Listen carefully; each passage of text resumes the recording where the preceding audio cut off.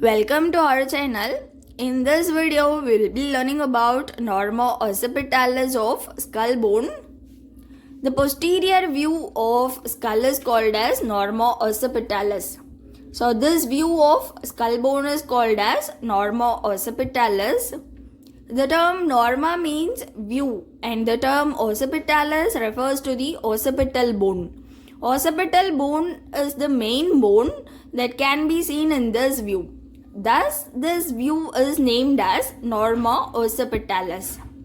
In this video, we will learn about bones seen in this view and sutures present in this view and other parts of bones that can be seen in this view. So, starting with the bones, there are three main bones in this view: parietal bones, temporal bones, and occipital bone. There are two parietal bones, one on each side. This is the parietal bone.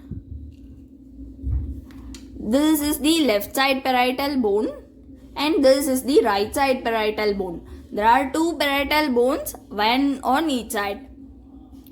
The posterior part of the parietal bone is visible in the norma occipitalis view.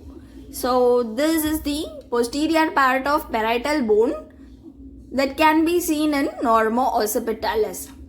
Moving on to the next bone, the occipital bone. This is the occipital bone. Our occipital bone extends till the base of the skull. This is occipital bone.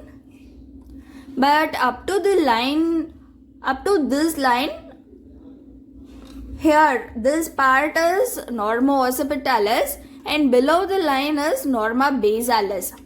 So all these part comes under norma basalis and above this line we will learn this in norma occipitalis. So the upper part of the occipital bone is present in the norma occipitalis and the lower part of the occipital bone is present in the norma basalis. Moving on to the next bone, the temporal bone. This part of temporal bone is called as mastoid process and this part of temporal bone is called as mastoid part of temporal bone. This is our temporal bone. Mastoid part of temporal bone is visible in the norma occipitalis.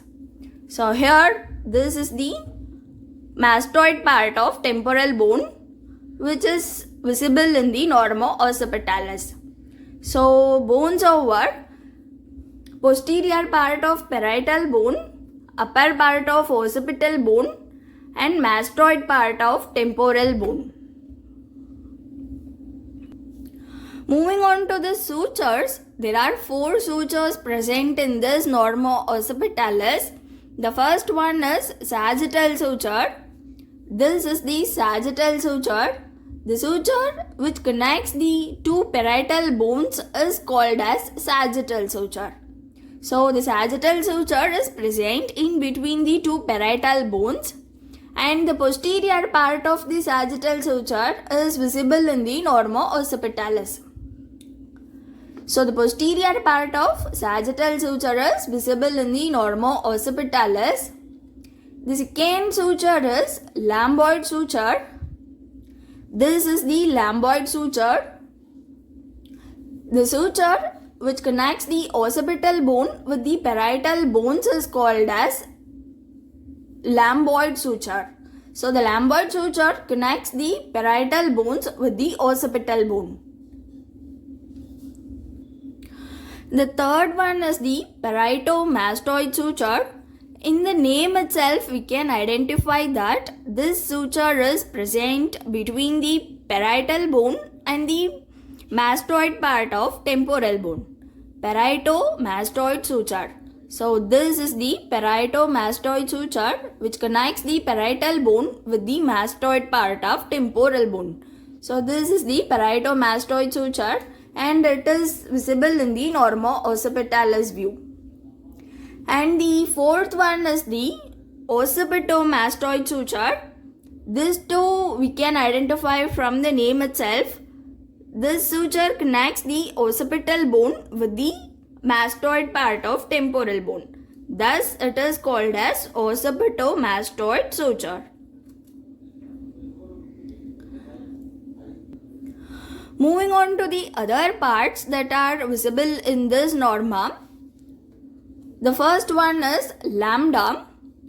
Lambda is a point at the junction of the sagittal suture and the lambdoid suture. So this point is called as lambda, the junction between the sagittal suture and the lambdoid suture. The next one is the parietal foramen. Near the sagittal suture, there is a foramen on each parietal bone. We call it as parietal foramen. So this is the parietal foramen or parietal foramina. The next one is oblion. The point on the sagittal suture in between the parietal foramina, we call this point as oblion. The part lambda, parietal foramen and the oblion is visible in the norma occipitalis as well as in the norma verticalis. The next one is external occipital protuberance. This part of occipital bone is called as external occipital protuberance, and the tip of the external occipital protuberance is called as inion. So this is external occipital protuberance and its tip is called as inion. The next one is superior nuchal lines. The two lines extending from the external occipital protuberance, the two arched lines extending from the external occipital protuberance, these lines are called as superior nuchal line. And above the superior nuchal line is the norma occipitalis, and below the superior nuchal line is the norma basalis.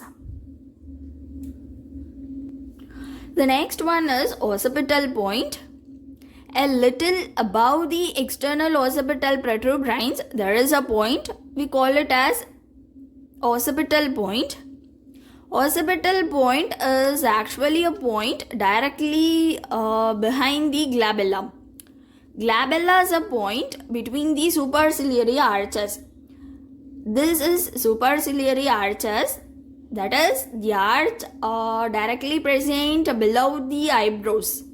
These arches are called as superciliary arches. In between the superciliary arches, there is a point. We call it as glabellum. Directly behind the glabella, on the occipital bone, lies the occipital point. So this is glabellum, and the point directly lies behind the glabella is called as occipital point. Glabella, occipital point. The last one is the mastoid foramen. On the mastoid part of temporal bone, near the occipitomastoid suture, there is a small foramen. We call this as mastoid foramen. Mastoid foramen lies on the mastoid part of temporal bone, just near to the occipitomastoid suture. This is the mastoid foramen. So that's all for other parts. So a little recap. The bones that are seen in this norma: posterior part of parietal bones, upper part of occipital bone, mastoid part of temporal bone. And the sutures: posterior part of sagittal suture, lambdoid suture, parieto-mastoid suture, occipito-mastoid suture, and the other parts: lambda, parietal foramen, oblion, external occipital protuberance, and its tip is called as inion, superior nuchal lines, and mastoid foramen.